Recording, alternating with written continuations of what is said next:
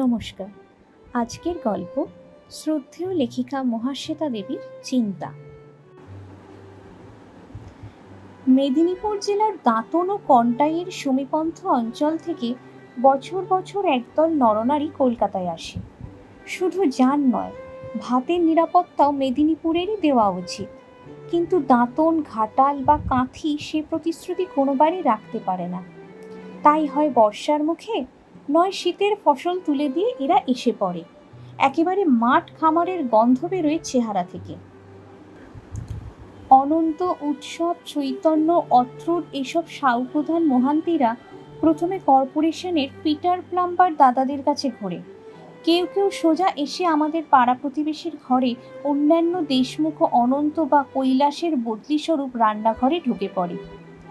একসময় খাল, বিল, জলা জমি 10 টাকা কাঠা হিসেবে কিনেছিলেন যারা, সেই সব হিসেবে ঘোষ, বোস, সরকার, চাটুর্যেদের অধমতন বংশধরদের কারো কারো আজও রাঁধুনে বামুন রাখবার ক্ষমতা আছে। পিতৃপুরুষের রেখে যাওয়া বাস করবার মতো একখানা দুখানা বাড়ি, ক্যানিংয়ে ধেনু জমি, এর কল্যাণে মোটা ভাত আর কুচো ট্যাংরার গামলা ভাসানো ঝোলের প্রতিশ্রুতি আজও আছে।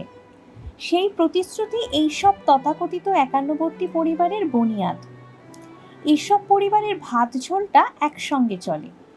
এদিকে ঘরে ঘরে আলাদা মিট শেফে স্বামীর রোজগার মাফিক 4 পয়সার দানাদার থেকে 4 টাকা সেরের আপেল পর্যন্ত হাজিরা দেয়। এমনি ধারা বাড়িতেই ঢোকে এইসব রাঁধুনে বামন। ওই ভাতটা নামায়, ঝোলটা বসায়, ঝাল দিয়ে মাছ রেঁধেও খাওয়ায় সন্তান সম্ভাবিতা ননদদের কখনো। নিজেরা গিন্নির সঙ্গে পান সুপারি, সোডা সাবানের পাওনা নিয়ে ঝগড়া করে। দুপুরে গাড়ি বারান্দার দেশের লোকগুলোর ওপর মুরব্বিয়ানা চালায়। তাদের মেয়েরা ঘর ভাড়া নিয়ে চাক বাঁধে, লোকের বাড়ি বাড়ি কাজ নেয়, তোলা কাজ, দিন রাতের কাজ। এদের মধ্যেই আমি চিন্তাকে প্রথম দেখি। মাথায় খাটো, রং ফর্সা, হাতের উপর বালা, গলায় উল্কি দিয়ে হাড় আঁকা। একটা ছোট মেয়েকে কোমরে দড়ি বেঁধে বসিয়ে রেখে সে কাজ করছিল আমারই পাশের বাড়ি। গিন্নির ছোঁয়াছুঁয়ের ব্যাপার আছে। 2 বছরের রোগা মেয়েটা মায়ের পায়ে পায়ে ঘুরবে ঘর ধরে, সে তার অসহ্য। চোখে দেখে প্রথমটা আমার গাও জ্বলে গিয়েছিল। একেবারে রোগা একটা মেয়ে বসে আছে গাড়ি বারান্দার ধুলোর ওপর। রোগে ভুগে চেহারাটা জ্ঞানবৃদ্ধের মতো। বড় বড় চোখ দুটোতে কোনো কৌতূহল নেই। অনেক ক্লান্তি, ক্ষমা আর ধৈর্য নিয়ে সে বসে আছে। পাড়ার ছেলেমেয়েগুলো কাছেই দাঁড়িয়ে মজা দেখছে। একটা পাশব কৌতূহল আর দুর্বলকে খোঁচাবার একটা নিষ্ঠুর তাগিদে তাদের ছোট ছোট মুখগুলো কিরকম যেন হয়ে উঠেছে। তাদেরও দোষ দিতে পারি না।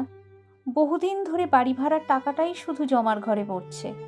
স্নেহ, মমতা, সুকুমার বৃত্তির ঘর বহুদিন দেউলে হয়েছে। একসঙ্গে থাকবার অভিশাপ এই যে কতকগুলি মানুষ পরস্পরকে চূড়ান্ত ঘৃণা করে। বড়দের স্নেহহীন সম্পর্কের দায় বহন করে ছোট ছেলেমেয়েরা। মরা সম্পর্কে সব বহন করে বেড়ে ওঠে বলে শৈশবেই তারা বুড়িয়ে যায়। চিন্তার বাচ্চা মেয়েটাকে দেখে আর ছেলেমেয়েগুলোর প্রতিক্রিয়া দেখে মনে একটা আঘাত লাগলো। নিজের দেউলে স্বরূপ এমন নগ্ন করে আর কখনো দেখিনি। লজ্জা পেলাম বলেই নিষ্ঠুর হয়ে উঠলাম। দৈন্য ঢাকবার এমন পন্থা তো নেই। তাই বললাম, বেঁধে রেখেছো কেন? ওর লাগছে না? কাজ করিব বলে চিন্তা জন্তুর মতো প্রতিবাদহীন দৃষ্টিতে তাকালো। পাঁজা পাঁজা বাসন মাজলো, তাল তাল বাটনা বাটলো। বেলা দুপুরে দেখলাম মেয়েটাকে কোলে নিয়ে ঘরে যাচ্ছে। ভেজা কাপড়ে বেহারি পানওয়ালার অশ্লীল দৃষ্টি আকর্ষণ করে চিন্তা আস্তে আস্তে যখন যাচ্ছে, তখন দেখে বোঝা গেল কোলের আধমরা বাচ্চাটার দোসর হবার জন্যে আর একজন আসছে। পরে না বলে পারিনি, ঘরে কেউ নেই তোমার? মেয়েটাকে রেখে আসতে পারো না? মোর কেউ নেই। ওর কেউ নেই। এই মেয়েটা আর অনাগতটির ভার বহন করে ওকেই বাসার কাজ ধরে চলতেও চালাতে হবে। এই কথাটা ওর সমস্ত জীবনযাত্রাটা দিয়ে বেরোয়। ও যখন পৌষের হাড় কাঁপানো শীতে ভোরে চান করে ময়লা কাপড় পরে কাজে হাত দেয়, বেলা 10টায় 2টি বাসি ভাত গাড়ি বারান্দায় মেয়ের কাছে বসে খায়, অথবা মাসান্তে 8 টাকা মাইনের জন্য 10 দিন হাঁটে। ওর অবস্থা নিঃসহায় দেখেই মাইনেটা জোর গলায় 12 টাকার রেট থেকে 8-এ নামিয়েছেন গিন্নি। সব অবস্থাতেই ওকে প্রতিবাদহীন জন্তুর মতো সহ্যশীল আর নীরব দেখি। সে টাকা থেকেও কাটা যায়। ও বলে, মা ফাইন করিল।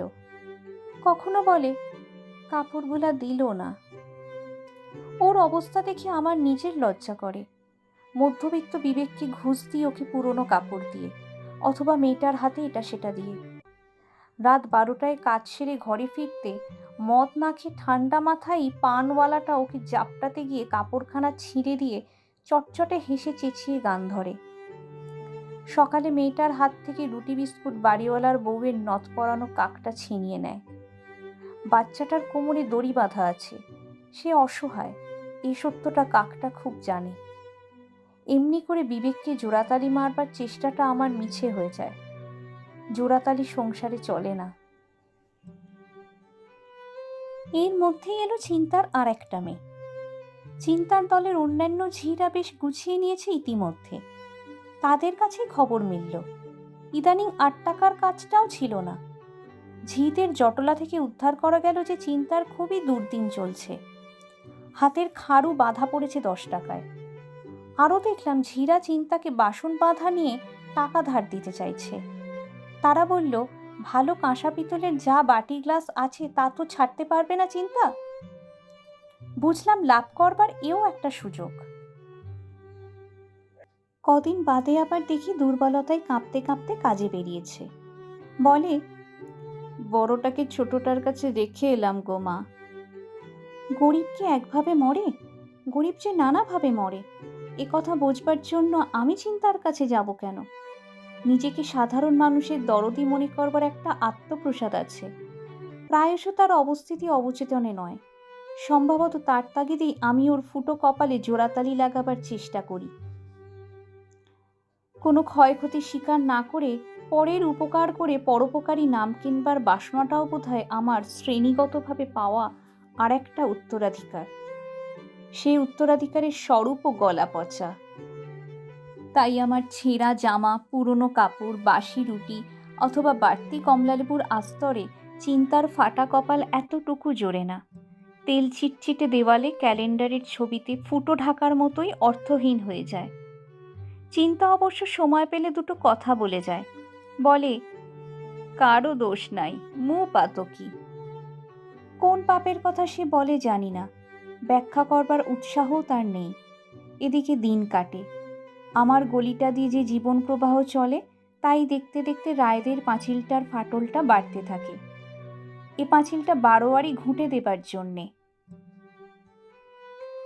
পাড়ার বনেদি বুড়ো একজন চাকর দিয়ে হামলা করিয়ে ঘুঁটে ছাড়িয়ে আনেন।